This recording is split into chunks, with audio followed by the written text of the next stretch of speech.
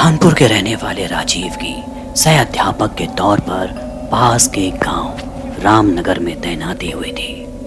काफी मशक्कत के बाद उसे रहने के लिए एक मकान मिला था। गांव के आखिर में पुराना मकान, लगता था जैसे कई सालों से यहाँ कोई रहने नहीं आया। जर्जर दरवाजे, पूरे घर में मकड़ी के जाले। उसे काफी सस्ते दामों में ये घर भी मिल गया था, इसलिए राजीव ने ज्यादा देरी भी नहीं की और उसे किराए पर ले लिया।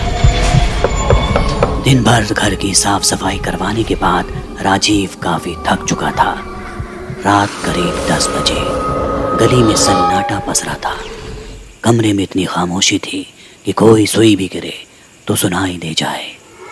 राजीव अपनी आराम कुर्सी में बैठा किताब पढ़ रहा था कि तभी उसे तेज तेज सांसों की आवाज सुनाई देती है। कमरे में उसके अलावा कोई नहीं था, तो फिर ये आवाज किसकी? खैर, चाय की चुस्की लेते हुए राजीव फिर किताब पर नजरें गड़ा देता है कि तभी ये सांसें सिसकियों में तब्दील हो जाती है। ऐसा लगता है जैसे कोई लड़की सिसक रही हो। राजीव पूरे घर का मुआयना करता है, लेकिन उसे कोई भी नहीं दिखता। तभी राजीव को समझ आता है कि कमरे में रखी अलमारी से सिसकियों की आवाज आ रही है। वो धीरे धीरे कदमों से अलमारी की तरफ बढ़ता है और कांपते हाथों से उसके दरवाजे खोलता है। दरवाजा खुलते ही सिसकियों की आवाज बंद हो जाती है। राजीव को लगता है शायद ये उसका वहम है और वो फिर अपनी कुर्सी पर आकर बैठ जाता है। जैसे ही राजीव किताब पर नजर जमाता है, वैसे ही अलमारी का दरवाजा अपने आप धड़ाम से खुल जाता है। ये आवाज इतनी तीखी थी कि इसे सुनकर वो चौंक गया। ऐसा लगा जैसे कोई अलमारी से तेजी से बाहर निकला हो। राजीव घर में अकेला रहता था, इसलिए उसे थोड़ा डर लगा, लेकिन फिर सोचा कि शायद बाहर का मौसम खराब है, तेज हवाओं की वजह से ऐसा हुआ होगा।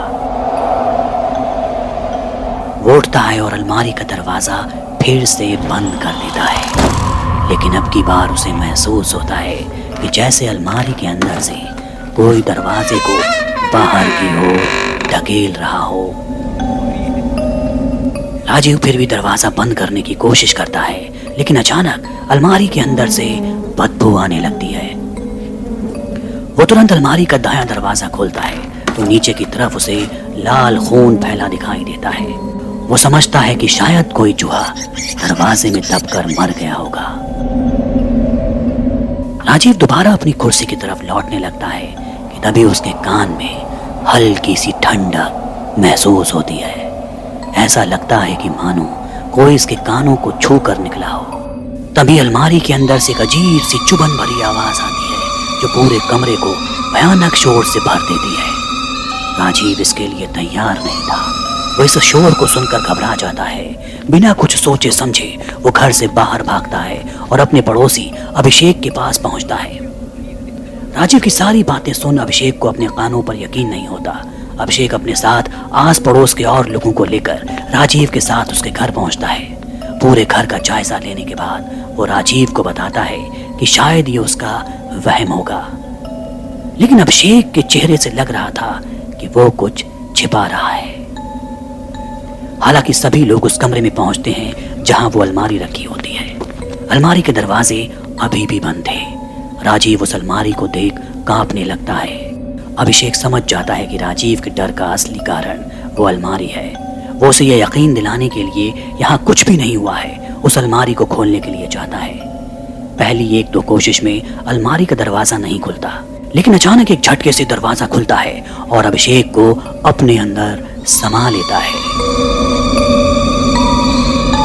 अपनी आंखों के सामने देख सभी बुरी तरह चिल्लाने लगते हैं। सभी जोर जोर से अभिषेक का नाम पुकारने लगते हैं, लेकिन कोई भी उस अलमारी के पास जाने की हिम्मत नहीं कर रहा था। तभी धड़ाम की आवाज के साथ अलमारी का दरवाजा खुलता है। उसके अंदर से काला घना धुआं पूरे कमरे में फैल जाता है। एक अजीब सी बदबू पूरे कमरे में फैल जाती है। इसी बीच राजीव को अलमारी के पास अभिषेक नजर आता है। सभी लोग जैसे तैसे कर अभिषेक के पास पहुंचते हैं। धीरे धीरे कमरे में फैला घना काला धुआं छटता है। सभी की नजरें अभिषेक पर पड़ती हैं, लेकिन उसे देख सभी के होश फाख्ता हो जाते हैं। दरअसल अभिषेक का आधे से ज्यादा शरीर जला हुआ था। जगह जगह मांस में काले धब्बे बने हुए थे। गले पर मोटे तीखे दांतों के निशान थे। सिर बीच से फटा हुआ था, जहां से खून बूंद बूंद कर बह रहा था। हालांकि उसकी सांसें अभी भी धीरे धीरे चल रही थी, मगर अब वो सिर्फ एक जिंदा लाश की तरह नजर आ रहा था। तभी उनमें से एक आदमी 2 घर छोड़कर रहने वाले पीर बाबा के पास पहुंचता है। ये बाबा इस इलाके में करीब 50 सालों से रह रहे थे। वो यहाँ सबको और सबके बारे में जानते थे। बाबा सारी घटना को सुनते हैं और फिर खुलासा करते हैं ऐसी कहानी का जिसको जिसने भी सुना उसकी रूह कांप गई। पीर बाबा बताते हैं कि घर में एक लड़की की रूह है जिसने अभिषेक से अपनी मौत का बदला लिया है। वो शख्स हैरत में पड़ जाता है। अभिषेक से बदला? फिर होता है पूरी कहानी का खुलासा। दरअसल कुछ सालों पहले इस घर में धर्मवीर नाम का करीब 40 साल का एक शख्स रहा करता था। पुलिस से बर्खास्त किया जा चुका धर्मवीर बर्ताव से जालिम था। शराब के नशे में चूर रहने वाला इंसान, ना किसी से बात करना, ना ही किसी से अच्छा बर्ताव रखना। इसी वजह से उसकी पत्नी भी उसे छोड़कर चली गई। धर्मवीर के घर का सारा काम एक नौकरानी बिंदिया किया करती थी। वो उसे अच्छी पगार तो देता था, लेकिन गांव में किसी और के घर का काम करने पर पाबंदी लगा रखी थी। हालांकि मोटा पैसा मिलने पर बिंदिया भी इस पर राजी थी। एक शाम जब बिंदिया उसके घर काम करने आई तो धर्मवीर के साथ उसका पड़ोसी अभिषेक भी शराब पी रहा था। धर्मवीर अभिषेक को कुछ इशारा करता है और अभिषेक उठकर चल देता है और दरवाजा बाहर से बंद कर देता है। बिंदिया किचन में थी तो उसे पता नहीं चलता कि अभिषेक ने बाहर से दरवाजा बंद कर दिया है। उस दिन धर्मवीर का बर्ताव थोड़ा अलग था। धर्मवीर उसे गंदी नजरों से देख रहा था। वो बिंदिया के पास आता है और उसे पीछे से पकड़ लेता है। इस पर वो घबराकर इसका विरोध करती है। थोड़ी धक्का मुक्की के बाद जब धर्मवीर नहीं मानता तो नौकरानी उसे जोरदार थप्पड़ मारकर बाहर की तरफ भागती है। लेकिन दरवाजा तो बंद था और अभिषेक बाहर खड़ा पहरेदारी कर रहा था।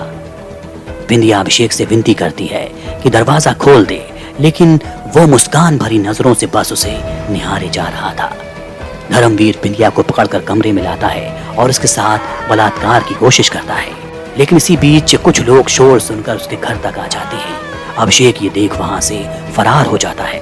लोगों को आता देख धर्मवीर बिंदिया का मुंह बांधकर अलमारी में बंद कर देता है और लोगों को बताता है कि यहाँ सब कुछ ठीक है।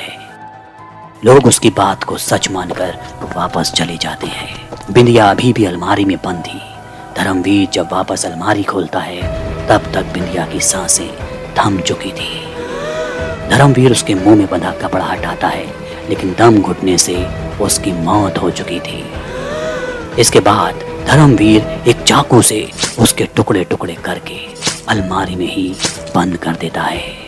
धर्मवीर इस खौफनाक वारदात को अंजाम देने के बाद गांव छोड़कर दूर भाग जाता है। कुछ दिन बाद बिंदिया की लाश मकान मालिक को अलमारी में मिलती है और उसके बाद कई लोगों ने उसे मकान की छत पर रात में टहलते देखा था। बिंदिया को धर्मवीर तो नहीं मिल सका, लेकिन अभिषेक से वो अपना बदला ले चुकी थी। उधर अस्पताल पहुंचते पहुंचते अभिषेक ने भी दम तोड़ दिया था।